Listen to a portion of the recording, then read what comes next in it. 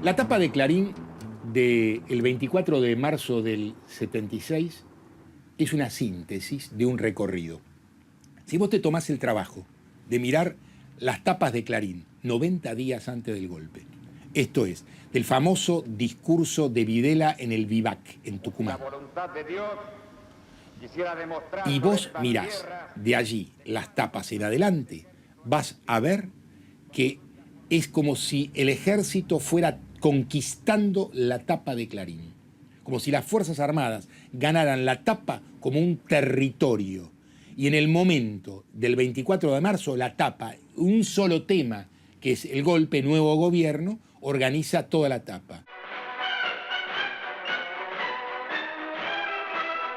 Las directivas que sacó la dictadura en las primeras horas para los medios de comunicación, que son las archiconocidas ya directivas en las que imponen la censura más férrea, que es decir, no pueden publicar nada sobre hechos que tengan que ver con la lucha contra la subversión, aparición de cadáveres, etc.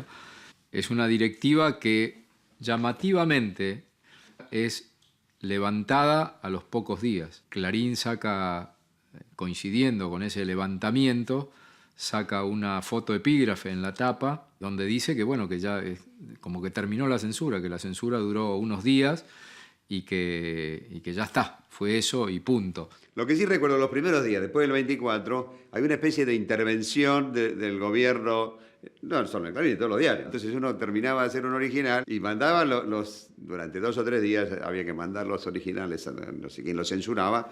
Mentira que la censura fue levantada. Lo que consiguió la dictadura es los disciplinó rápido y vio que respondían. Así se llegó a la barbaridad en Clarín de publicar una nota hecha por los militares y acompañada por el armado periodístico de Clarín, en la que se habla de unos centros clandestinos, no como centros clandestinos, sino como lugares de recuperación de subversivos detenidos, en los que prácticamente se dice que vivían en un lugar confortable, con psicólogos, médicos, etcétera, y que los estaban recuperando para luego entregarlos a la sociedad. Eso fue el disciplinamiento, digamos, de Clarín. El desarrollismo, después del golpe del 76, queda en una muy mala situación. No solo porque José Alfredo Martínez de Hoz le echa a Flitt, sino porque los militares ven en el desarrollismo una política de izquierda camuflada. Entonces, en esas condiciones, el desarrollismo no tiene capacidad de incidir en la interna militar de ninguna manera. El único elemento que el desarrollismo posee, que no es propio de ninguna manera, pero con el cual el desarrollismo puede jugar y que juega en la interna militar, es el almirante Macera. Macera es básicamente el proceso, pero es la crítica económica también a la política de Martínez de Hoz. En consecuencia, si uno mira el comportamiento de Convicción, que fue el diario de la Marina de Guerra directamente, y de Clarín, va a ver sus enormes y sistemáticas confluencias. Esto es, la crítica sistemática al plan económico de Martínez de Hoz y el apoyo explícito a todo lo demás.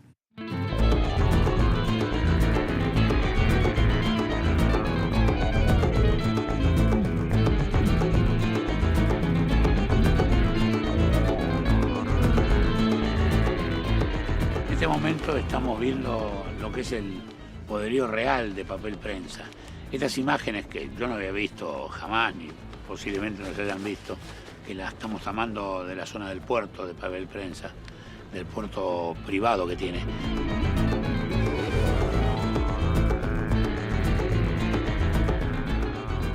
Papel Prensa era en ese momento una sociedad que ya tenía otorgados créditos del Estado, que ya estaba conformada como sociedad para ser la primera planta productora de papel para diarios. En el gobierno anterior, estando Helbar como ministro de Economía, la sociedad Papel Prensa ha sido entregada al grupo de los Greiber, cuya cabeza era David Greiber. Cuando Greiber muere en un accidente hasta hoy misterioso, en agosto del 76, empiezan a salir a la luz las vinculaciones de Greiber con el grupo Montoneros. La dictadura quería, por un lado, que la producción de papel de diario estuviera en manos de socios ideológicos y comerciales de la dictadura, y por el otro lado porque desconfiaban de Greiber por ser un empresario de origen judío. El general Villarreal, Rogelio Villarreal, era el secretario general de la presidencia de Videla y es el hombre al que Videla encarga una serie de conversaciones con los directivos de los diarios en el momento en que la Junta, el gobierno militar, decide resolver el problema que ellos tenían con Papel Prensa. No es que se comentaba, había datos concretos de la relación de Greiber con Montoneros. Y este fue uno de los elementos que llevó a buscar una solución rápida al tema de Papel Prensa. Entonces es cuando se toma la decisión de buscar a quién adjudicarse. Martínez de Oz propuso que le parecía mejor adjudicarle a los 3 diarios más importantes, Nación, Clarín y La Razón. Lo que prueban estos testimonios es que la iniciativa de que Papel Prensa pasara a manos de los diarios es del gobierno militar y no de las empresas privadas, que es lo que han dicho en estos últimos años a partir del conflicto del debate público sobre el tema Papel Prensa, los dueños y los ejecutivos de Clarín y de La Nación. El grupo Clarín, a fines del 2010, entregó esta cartilla que, digamos, un poco se repartió, se hizo una reunión interna con los grupos más importantes gerenciales de la empresa y todos los periodistas que pertenecen al grupo. En esta historia, totalmente tendenciosa y mentirosa, por ejemplo, se afirma las acciones se compraron en noviembre del 76 antes de que ninguno de los integrantes de la familia Greiber hubiese sido todavía cuestionado ni mucho menos detenido por el gobierno de facto de Jorge Rafael Videla. Lidia Papparedo de Greiber firmó la cesión de las acciones de Papel Prensa estando todavía en libertad, pero sometida a durísimas presiones. El hecho de necesitar que se produjera esa venta fue el hecho que la mantuvo en libertad mucho tiempo, hasta que después fue secuestrada en marzo de 1977. ¿Por qué? Porque la operación de venta de las acciones de Papel Prensa tenía que aparecer como una operación hecha efectuada entre privados en total libertad o por libre voluntad, con lo cual jamás podía hacerse si estas personas estaban detenidas a disposición del Poder Ejecutivo y mucho menos si estaban secuestradas ilegalmente. El que vislumbra la posibilidad de apoderarse de las acciones de Papel Prensa al grupo Greiber es Rogelio Frigerio, que estaba manejando al diario Clarín. El que opera es Manieto y otro que es importante es Bernardo Sofovich, abogado del grupo, que tuvo una participación decisiva. Es él, Bernardo Sofovich, que le dice a Lidia, mi hermana, cuando salen de aquella famosa reunión de noviembre del 76 en el diario La Nación, le recomienda váyase del país, váyase ahora a Ezeiza, recoja a su hija, no se quede en Argentina. El 19 de mayo de 1977 hay una famosa solicitada en los 3 diarios, donde ellos cuentan y dicen, con lo cual no hay que probarlo más, que han comprado Papel Prensa los 3 diarios con la anuencia y el permiso de la Junta de Comandantes. Y es en mayo del 77, cuando ya la familia Greiber está presa en Puerto Vasco, cuando han sido torturados, ya están bajo consejo de guerra, cuando anuncian la formalidad de la venta de papel prensa. Los militares no utilizaron o pretendieron utilizar, al menos en lo que respecta a Clarín, papel prensa como herramienta de presión editorial. Puedo decir, con toda certeza, que esta empresa no tuvo ninguna influencia en la línea periodística del diario. La apropiación de papel prensa por parte de los dueños de Clarín, La Nación y La Razón formó parte de una necesidad de la dictadura, a la cual no solo le era necesario censurar, impedir que se publicaran noticias contrarias a su modelo, sino también necesitaba de medios cómplices que sostuvieran este modelo.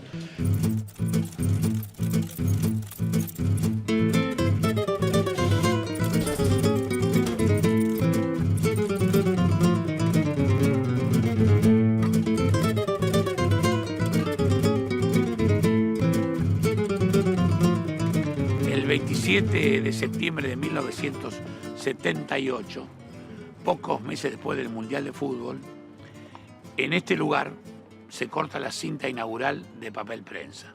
El presidente de la Nación, junto a autoridades de la empresa, procede a cortar la cinta con los colores nacionales. De esta manera queda así inaugurada la planta de papel prensa.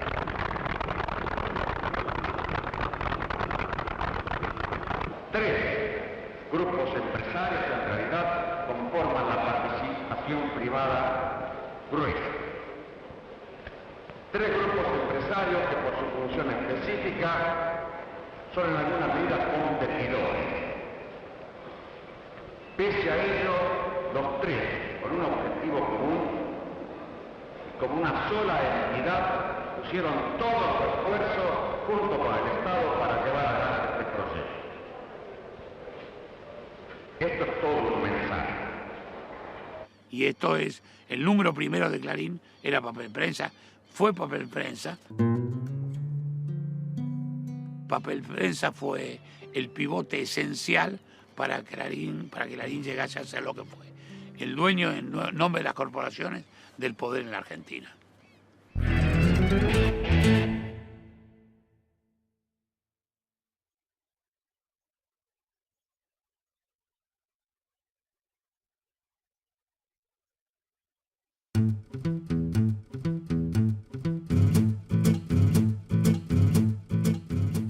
La decisión de adoptar dos hijos, que es 7 años posteriores a la muerte de Noble, que es del año 76, no es una decisión personal de Ernestina, aunque por supuesto tiene que haber dado, digamos, claramente estaba de acuerdo, pero es una decisión estratégica que toman Rogelio Frigerio y su abogado Bernardo Sofovich para resolver el tema de la sucesión. Entonces, un modo de resolver ese tema es que Ernestina tenga su propia sucesión, o sea, a futuro es que Ernestina tenga sus propios herederos. Ernestina decide desplazar a la heredera legítima, que era Lupita, y luego cuando Ernestina en el 76 adopta 2 bebés, empiezan a aparecer esos bebés sin aclarar que no son los hijos verdaderos de Noble, pese a que, digamos, son hijos adoptados 7 años después de la muerte de Noble, pero empiezan a ser nombrados como los hijos y herederos de Roberto Noble. Debe haber sido el 28 de agosto del 79. Ernestina hablando y Marcela y Felipe en ese acto junto con otras autoridades de la empresa. Yo me acuerdo que el locutor que presenta a quienes estaban, qué sé yo, dice Marcela y Felipe Noble.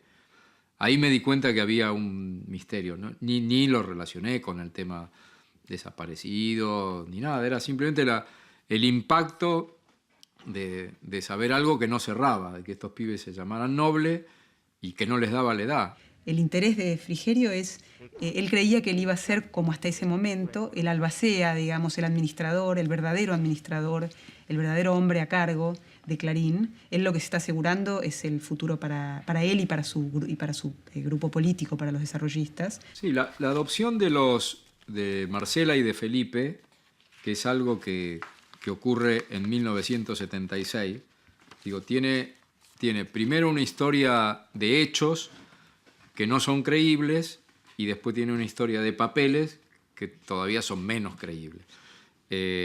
Primero, la historia de los hechos. Ernestina de Noble dice en el expediente de adopción, cuenta una historia, la historia oficial. Dice, a mí me dejaron una beba en la puerta de mi casa, en una cajita, le toma cariño, la empieza a nombrar como Marcela y se va al juzgado a hacer los trámites de adopción por Marcela. Y Ernestina termina adoptando a la bebita de la caja y al bebé que una señora, Carmen Delta, había llevado al juzgado porque no lo quería o no lo podía mantener. Se demuestra que la historia de la cajita era falsa. Se empieza a investigar quién es Carmen Delta, vamos a citarla. Se busca por el documento y ese documento corresponde a un hombre. Y después hay unos números de expediente ahí muy llamativos, porque si los trámites fueron hechos en forma casi simultánea, Felipe lleva el 43.254 y el de Marcela lleva el 37.755. O sea que entre uno y otro hay 5.600 nacimientos. Y entonces, ¿cómo pueden haber nacido 5.600 pibes en un trámite que había sido hecho entre uno y otro? Ahí está claro que lo que le metieron es un sello así nomás y que esta partida fue hecha en la oscuridad, que esta partida fue hecha totalmente trucha. Bueno, todos estos elementos son los que hacen los que hicieron en su momento que se sospechara fuertemente de lo fraguado que estaba este expediente y que se comprobara que estaba fraguado, y esa sospecha se mantiene y solamente se va a aclarar el día que sepamos quiénes son los padres de Marcela y de Felipe.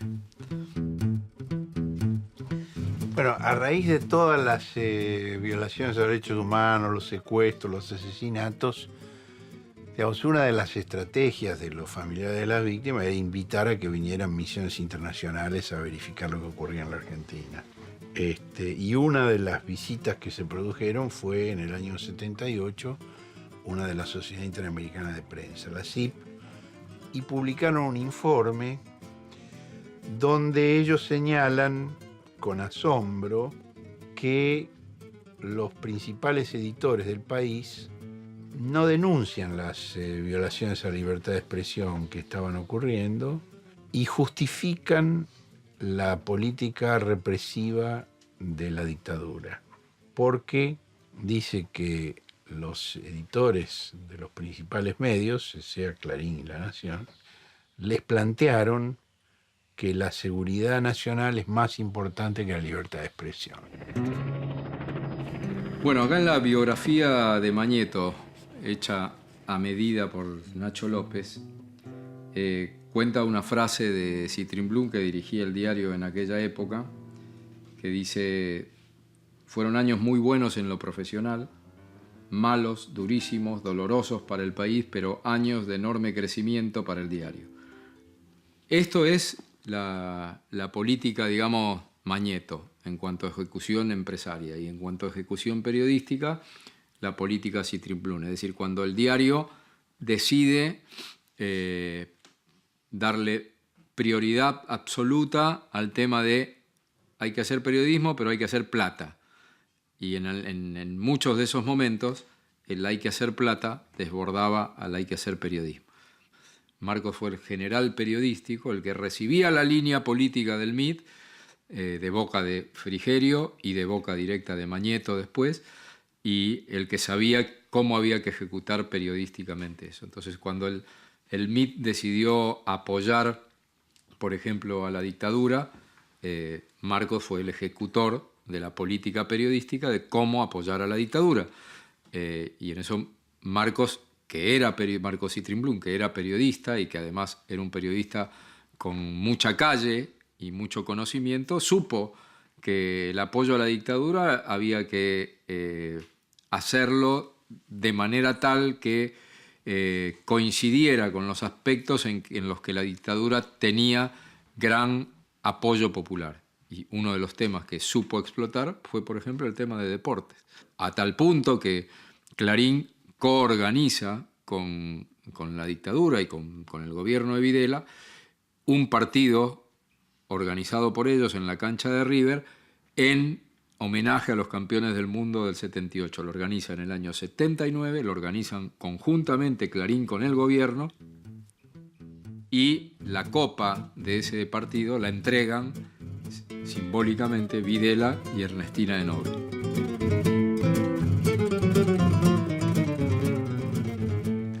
Lo que uno sí empieza a ver en los años 78, 79, 80, 81 es sí ese acercamiento Mañeto-Ernestina. Muchas de las decisiones que antes uno pensaba que solamente venían de Frigerio, ya uno empieza a escuchar lo manda Mañeto. Uno va viendo, bueno, que hay alguien que su figura se va diluyendo, Frigerio, y la de otro que va aumentando en intensidad. Y esto es lo que empieza a darse, sobre todo en ese periodo, que es la dictadura. El gobierno de Galtieri presionó a Clarín para que Clarín se alineara con ese gobierno que estaba preparando su perpetuación, que estaba contemplando ya el tema de la invasión a las Malvinas, que se alineara con ese gobierno y rompiera su alianza con el desarrollismo. No sé si la dictadura ha tenido fuerza en ese momento para imponerle esto, pero ella evidentemente hace una lectura de las relaciones de fuerzas y prefiere la alianza con el gobierno militar y no proseguir la relación especial que tenía con el frigerismo. El diario está abierto a todas las expresiones y corrientes del pensamiento nacional. Es amigo de todos y no tiene amigos privilegiados. Clarín nació para propulsar un país distinto, grande y libre. Hay 10 años ahí hasta que Ernestina decide confiar en Mañeto, convertirlo en su gerente de confianza, en su administrador de confianza y deshacerse de Frigerio y de su gente. Esos son los años de aprendizaje de Ernestina como empresaria y empresaria de medios, digamos, como dueña de un diario. A ella le lleva ese tiempo, primero, ese tiempo es el tiempo de maduración de Mañeto, de un joven que tampoco sabía nada sobre los diarios y sobre cómo administrar esta empresa, a alguien que tiene un control y una idea clara sobre la empresa y que ya tiene planes de expansión y los primeros planes de convertir eso en un grupo y de hacerlo crecer. Y así Mañeto se gana la confianza de la viuda. Él es el que se encarga de ejecutar la orden de la viuda de echar al desarrollismo del diario. De hecho, él manda una carta, ni siquiera se lo dice en persona, le manda una carta a Frigerio anunciándole que se ha tomado esta decisión. Y a partir de entonces comienza a armar el grupo. Veía que la dirigencia del MID llevaba las cosas a un aislamiento político tal que, por desgracia, desembocaría en la insignificancia. En esas mentes, el diario era un resorte más de un esquema partidario desgastado. Un resorte importante en el que pretendía basar prácticamente toda la construcción política. Esto era demasiado peso para el diario y a la vez terminaría por debilitarlo. Con ese criterio, el destino inevitable sería el del fracaso, no solo del partido, sino también de Clarín. Solo después de estar del todo convencido, tomé la decisión. Se lo comuniqué simultáneamente a Frigerio y a la directora. Yo creo que Frigerio tomó la separación, digamos, la separación de los desarrollistas y el apartamiento del desarrollismo de Clarín como una gran traición. Esa es mi opinión sobre la reacción de Rogerio respecto de la actitud de Mañeto. Él se sintió verdaderamente traicionado. Ahora bien, cuando Frigerio no entiende que se le termina el turno, tampoco entiende su lógica en el enfrentamiento con Clarín. La señora de Noble, que estaba a cargo no de un abstracto partido inorgánico, sino de un compartido burgués eficaz, donde los negocios de la propia organización empresaria eran en la clave, donde ve que tiene la posibilidad de transformar a Clarín en un multimedios, de comprar Canal 13, de comprar una radio, de tener una agencia de noticias y de tener otros productos periodísticos que le permiten jugar como grupo económico en otro nivel del juego, donde ya no se trata de un programa general para la sociedad argentina, que ya no tiene programa, sino de los negocios de Clarín. Cuando Frigerio y el desarrollismo es expulsado de Clarín, los negocios de Clarín toman la batuta y el control del diario.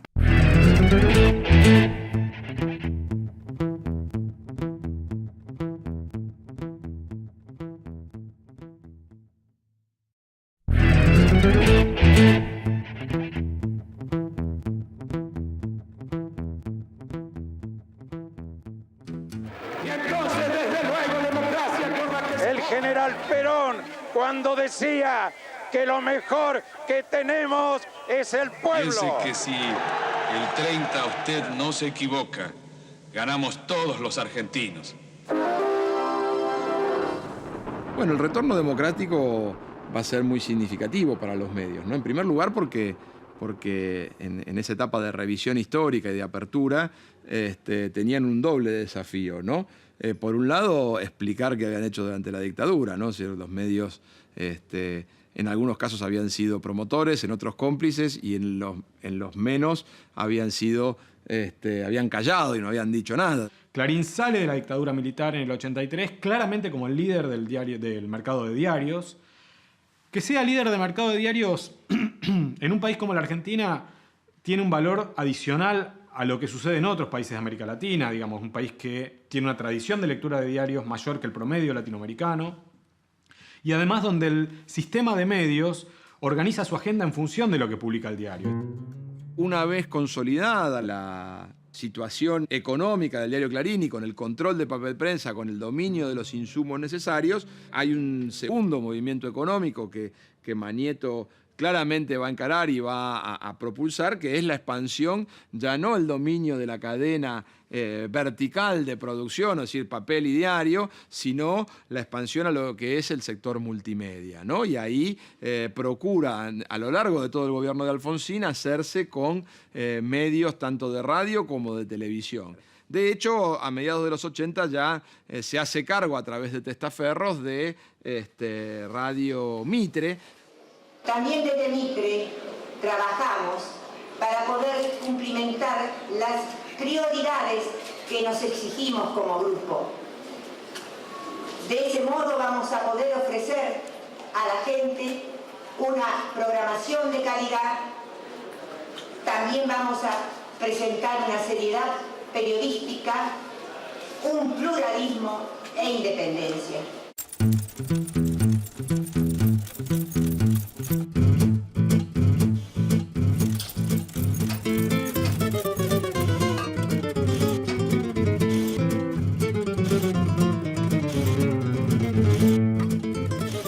A partir de las elecciones del año 87, el gobierno de Alfonsín presenta objetivos síntomas de deterioro en cuanto a la legitimidad política, social que tenía y al disciplinamiento de los grupos económicos, en general, de los grupos económicos en general.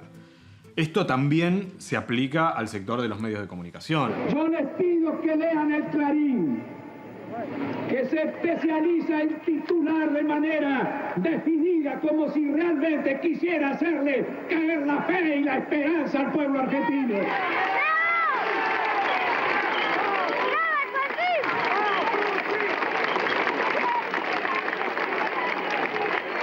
Yo respeto al diario El Clarín, y el Clarín respeta al presidente sin duda, y no ha de pretender que calle su opinión. Lean ese artículo que está vinculado a los anuncios sobre la desocupación. Sabemos que es un opositor acérrimo y no nos interesa. Ubica a Clarín como un vocero opositor al gobierno, a su gobierno, ¿no? Entonces, bueno, ahí hay, si durante los primeros años del gobierno de Alfonsín la relación fue buena, fue una buena relación, fue una relación cordial, por lo menos entre el gobierno y la cúpula del diario La Empresa, protogrupo Clarín. Ya a partir del año 86-87 esa buena relación se rompe, estalla por los aires.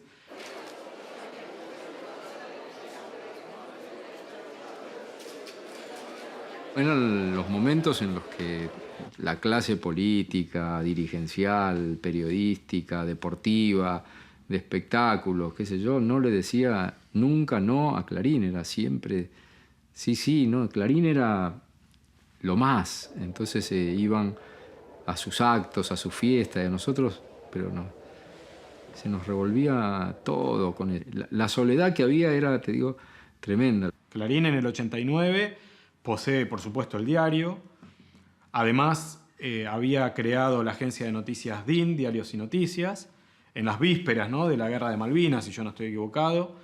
Es socio principal del Estado en papel prensa, gestiona a través de testaferros Radio Mitre y FM 100, y además tiene cuadros gerenciales en la administración del Canal 13, sin ser Canal 13 todavía parte de su grupo. Entonces llega muy bien pertrechado, digamos, a ese cambio de gobierno que ocurre en julio del 89, como un factor de poder y en condiciones ideales para negociar con el entrante presidente Menem su participación en el negocio televisivo. Bueno, cuando el presidente decide renunciar, yo viajo a La Rioja para comunicar al presidente electo. Entonces yo llegué allá, Menem estaba con Mañeto y con un árabe, creo, que había venido. Bueno, cuando yo llegué, bueno, él hizo una parte y le dije, vengo a avisarte que el presidente renuncia esta noche. ¿Qué hacía Mañeto ahí? No lo sé. Yo digo quién estaba, qué sé yo qué hacía. Además no le pregunté a Menem, yo no iba para eso. Pero esa fue la historia. Esa anticipación de la entrega del gobierno tiene un acuerdo entre el presidente saliente y el presidente entrante. Parte de ese acuerdo es sancionar con las mayorías peronista y radical en el Congreso un paquete de leyes. La más importante de ellas fue la Ley de Reforma del Estado, que levanta el impedimento que pesaba sobre los empresarios de diarios para tener licencias de radio y de televisión. Recordemos que por aquellos años el Grupo Clarín llegó a vender 1 millón de ejemplares los días domingos, es decir, una cifra que lo transformaba, como ellos mismos se promocionaban, en el diario de mayor venta en habla hispana, y le daba una rentabilidad muy importante en el económico, pero su siguiente crecimiento tenía que ser hacia la radio y la televisión. Y en ese sentido se inicia con Radio Mitre de manera indirecta para luego, ya con el gobierno de Menem, conseguir el objeto más preciado, que es Canal 13. Bueno, cuénteme un poco, ¿qué sensación ahora que ya están en poder casi de Canal 13? Tenemos una gran preocupación, que creo que también compartimos con los colegas que fueron adjudicatarios del 11. ¿Qué es lo que va a quedar? Esta es una disminución del gasto que va a haber también en el Estado. Es la primera privatización importante que se ha hecho en el país. Y lo hacen al principio, no al final. Y lo hicieron al principio del gobierno y no al final. Esto está demostrando un convencimiento en los sectores de poder de que es el camino correcto. ¿Por cuántos años se lo dan, por empezar? La licitación es por 15 años, renovable a opción del que recibe el canal 10 años más. Es decir, son 25 años. Clarín, 1 millón de ejemplares en la calle. ¿Va a tener la misma libertad que tiene ahora para decir eso, amar y eso está bien? Creo que sí. Es decir, la libertad que tienen los medios de comunicación es la libertad que los propios medios de comunicación saben defender. Todos sabemos que la relación entre el poder y los medios de comunicación es una relación no fácil, que tiene... A papá se lo va a decir. Todos tenemos experiencia de eso. Lucio, pero hoy es una realidad. Lucio, ¿me puede hacer un favor? ¿Me puede pellizcar acá? ¡Ay, pero se lo tomó en serio! Estamos despiertos, ¿no? Sí, me cuesta creerlo. Es increíble que se haya podido dar en tan corto tiempo un episodio de este tipo. Es decir, la nuestra fue la primera privatización irregular y la más irregular de todas, porque le había dado intervención a quienes iban a ser los dueños, que ya estaba pactado. Es una irregularidad absoluta, porque le entrega el canal a Clarín, sabiendo que ya lo iba a privatizar, en desmedro de las demás empresas que se iban a presentar a la licitación, se lo entrega y durante esos 6 meses normaliza todas las cuentas a su favor. Entonces, después de saneada la economía de la empresa y luego de ser privatizada y tomar posición formal, Clarín tenía en Canal 13 una empresa totalmente saneada, y no de una empresa del Estado, sino que ya la manejaba ellos durante esos 6 meses.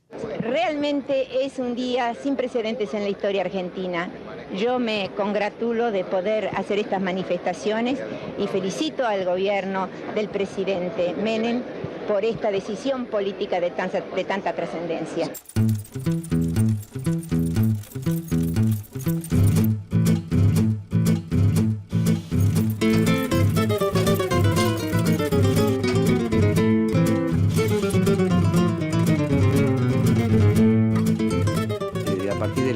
El desembarco de Clarín en Canal 13, donde prohibió la libertad sindical como en la época de la dictadura y despidió acá esta cantidad masiva de trabajadores que la dictadura no la hizo.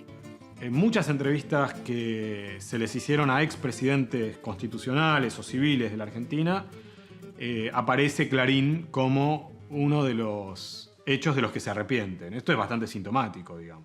Es difícil saberlo a ciencia cierta, pero creo que si transcurrían unos meses más, Menem no privatizaba los canales. Seguramente, dentro de su lógica política, el gobierno especuló en su fuero íntimo con un acompañamiento de los medios a lo largo de su mandato. Pero al menos a nosotros nunca atinaron siquiera a insinuarnos un compromiso de ese tipo.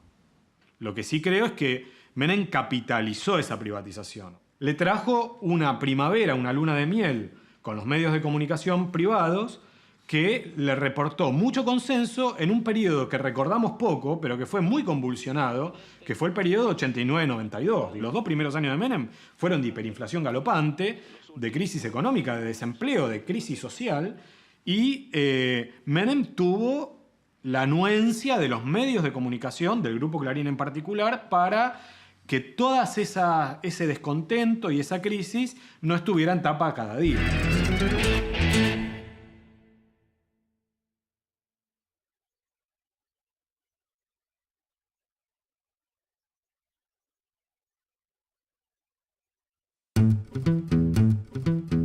Clarín fue tremendamente socio y oportunista con todos los gobiernos, y a todos los gobiernos trataba de arrancarles cosas. Aquella famosa frase en la que Mañeto explicó cómo es el negocio de los medios en cuanto a conseguir cosas y seguir vivo después y seguir consiguiendo cosas. Los 2 primeros años, adular al gobierno para sacarle cosas. En los otros 2 años, pegarle al gobierno, también para marcarle bien la cancha y tratar de sacarle cosas. Y en los 2 últimos años, destrozar a ese gobierno, para marcarle al gobierno que viene cómo es la mano. O sea, que el gobierno que viene sepa que tiene que estar bien con Clarín. Clarín empieza a atacar a Menem, que eran socios y habían hecho ese pacto para la adquisición, la apropiación irregular de Canal 13. Entonces saca un programa periodístico durante la noche y la toma a Liliana López Foresi. Cuando con este programa opositor que tenía desde Canal 13, y entonces Menem, viendo cómo me estás traicionando, te regalé el canal y ahora me estás haciendo la contra, le pone en Canal 7 un programa, se llama 5 sesiones, conducido por Patricio Kelly. En uno de los programas saca la foto de los hijos adoptivos ilegalmente por parte de la señora de Noble. Entonces le pone el programa: señora, ¿usted conoce quiénes son los padres de estos chicos? Y bueno, a partir de ahí, la de Noble le pide una reunión a Menem. Menem la recibe y le dice, bueno, que lo saque a Patricio Kelly, que no saque lo que está diciendo con respecto a mis hijos, qué sé yo. Bueno, entonces dice Menem, le dice, bueno, yo lo saco a Patricio Kelly, pero basta con lo de Liliana López Foresi, con el programa.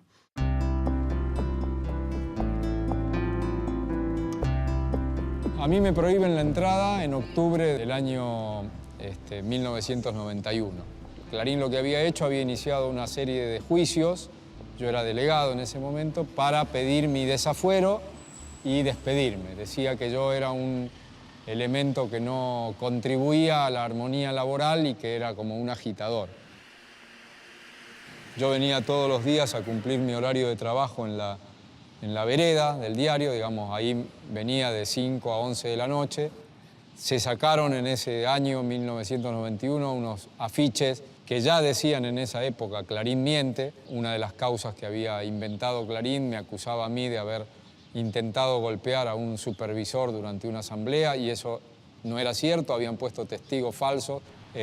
Finalmente terminó con un fallo de la Corte Suprema menemista que me sacó el fuero gremial y dispuso que Clarín podía despedirme y Clarín me mandó el telegrama de despido 8 años después, en el 99. Cambiaba la naturaleza de los grandes medios, que de ser básicamente medios periodísticos, empresas periodísticas, pasaban a ser grupos de inversiones diversas con intereses financieros, agropecuarios, etcétera, donde Clarín en este caso podía ser la nave insignia de un núcleo de empresas que tiene inversiones en distintos sectores y por lo tanto el discurso periodístico de Clarín tenía que ajustarse porque es de sentido común imaginarse que no podía el diario cuestionar al poder financiero, al poder agropecuario cuando formaba parte de él, ¿no? Ahora, a partir del 89, cuando logra la licencia de Canal 13, comienza un proceso de expansión en el mundo audiovisual, digamos, ¿no? Crea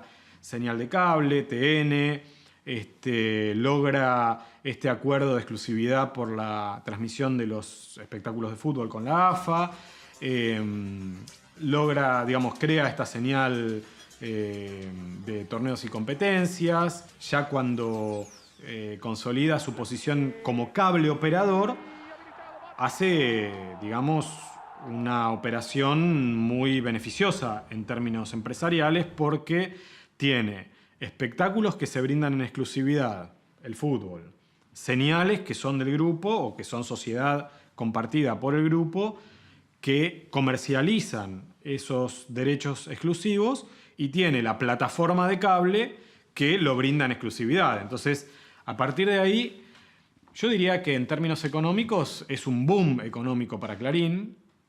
Es un boom económico no necesariamente financiero, porque para salir agresivamente, digamos, a ganar mercados, Clarín tiene en los 90 que endeudarse, que contraer deuda. Esa deuda que contrae Clarín es en dólares. Porque al poco tiempo también desarrolla el nuevo negocio, que va a ser el negocio estrella de los 90, que es la televisión por cable, ¿no? Y ahí se ve la visión empresarial de Manieto de no conformarse, ¿no? Con poseer estos 3 niveles que eran prensa, radio y televisión abierta, sino que ve que hay un negocio muy significativo que es la televisión por cable. En este caso es necesario y es imprescindible hablar del tema fútbol. Obviamente el fútbol para los intereses del diario Clarín significó mucho, porque significó apropiarse de un contenido que era imprescindible para los cables. En la Argentina, el fútbol representa el 60% del costo de programación de una empresa de cable. Por eso la tendencia global es que cada vez más el fútbol lo paguen quienes realmente lo desean y lo disfrutan, y no todo el resto de los abonados. El tema del fútbol, que en un principio se vendía en forma exclusiva. Esto era fundamentalmente dañino porque había localidades en donde había 2 canales de cable, por ejemplo, y se le vendía solamente a uno de los 2. Al que no se le vendía el fútbol, prácticamente ese canal desaparecía. Y en muchos casos ocurrió que una vez que ese canal estaba prácticamente muerto, por decirlo así, por no tener este producto fútbol, venía, supongamos, Clarín, compraba ese canal, cuando terminaba el contrato con el canal al cual le habían vendido antes, le pasaban el fútbol de nuevo a este canal que ellos habían comprado, a precio vil, porque el canal estaba ya muy deteriorado económicamente y en cantidad de abonados, obviamente. Yo entiendo que son el orden de los 200, 240 cables que ha acumulado el grupo en todo este proceso, a los cuales hay que agregar no solamente la posesión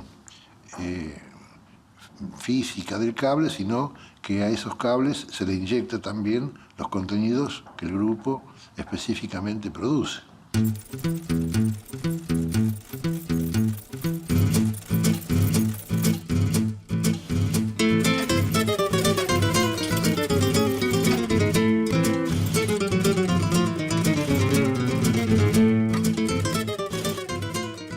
Hasta los años 90, el diario Clarín, el diario papel, digamos, y su labor periodística, le reportaba al grupo la mayor parte de los ingresos. A partir de los 90, con la compra de la red de televisión por cable, esa relación se va a invertir. Y lo que reporta ingresos al grupo Clarín es el transporte de datos, es decir, el sistema de televisión por cable, multicanal y a posteriori cablevisión. La señora Ernestina Herrera de Noble fue distinguida por la Federación Internacional de Editores de Diarios. El presidente de la Federación Internacional de Editores de Periódicos entregó esta mañana en París a doña Ernestina Herrera de Noble el premio al logro editorial, una condecoración que reconoce la trayectoria profesional de la que es desde hace 25 años editora del diario Clarín de Buenos Aires, el periódico de mayor difusión en el mundo de habla hispana. Durante la primera mitad de la década del 90, claramente es el principal grupo económico de medios de comunicación de la Argentina y uno de los 4 más importantes de América Latina, junto con Cisnero de Venezuela, Televisa de México y Globo en Brasil, ¿no? O sea, es uno de los líderes regionales. Incluso sueña Clarín en este periodo con expandirse al mercado regional. Es un tema bien interesante el análisis del comportamiento de estos 4 grupos, de los cuales el único que no logra expandirse a nivel regional es Clarín, digamos. O sea, Clarín se expande y se consolida en un país donde su capacidad de interlocución con el gobierno siempre fue privilegiada.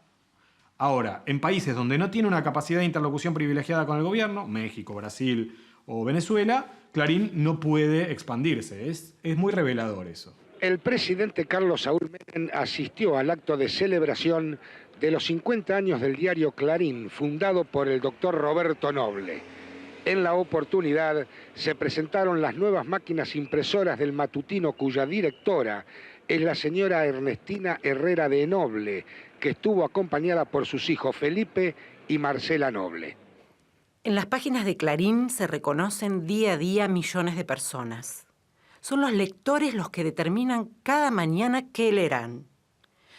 Por eso podemos decir con orgullo que estamos instalados en el sentido común y en la cultura cotidiana de varias generaciones de argentinos. Visto de afuera, un grupo como Clarín, digamos, con tantos intereses, puede dar la impresión de que articula muy bien su línea editorial, informativa, incluso de entretenimiento, digamos, su agenda. No es así. Es muy dificultoso, además, si uno lo piensa prácticamente en lo cotidiano, organizar esa agenda si uno tiene emisora M, varias emisoras FM, portal de noticia, diario, agencia de noticias, televisión, señal de informativa.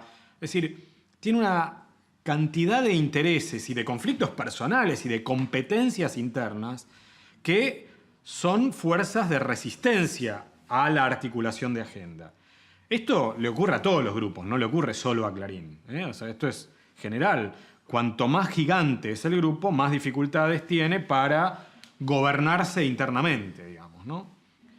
Pero Clarín tiene, a diferencia de otros grandes grupos, una gran ventaja, y es que tiene al diario Clarín. Si el grupo Clarín no tuviera el diario Clarín, esa articulación informativa sería mucho más complicada.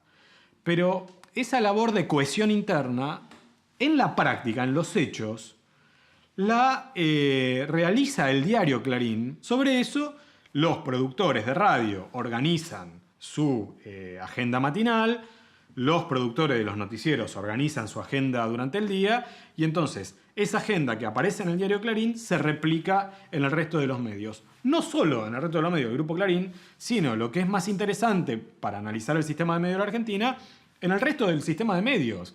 Tanto, en este caso, afines al Grupo Clarín como adversarios del Grupo Clarín, siguen siendo vicarios, digamos, parásitos de la agenda informativa que teje el diario El diario Clarín, en el grupo, funciona como un antídoto para la dispersión y para el conflicto interno que todo grupo económico tiene en su interior.